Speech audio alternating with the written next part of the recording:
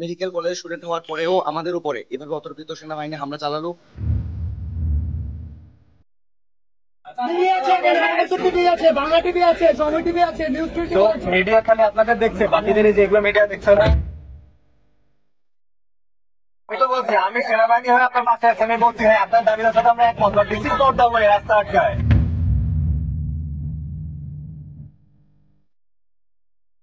আপনারা দেখছেন এই যে দুপুরটা রোগী, ঠিক আছে, এই যে আপনার রাস্তা আটকেছে, কিছু ট্যাঙ্কিটা নষ্ট হয় নাই, এখানে আছে, কিছু ট্যাঙ্কিটা নষ্ট হয় নাই, তাহলে এই ট্যাঙ্কি নষ্ট করার অধিকার কি আপনাদের আছে আমাকে বলে? এই নষ্ট করার অধিকার তাহলে আপনারা শান্তিপূর্ণ ভাবে আপনারা সাইডে মানববন্ধন করে আপনারা দাবি দাওয়া পেশ করতে পারেন।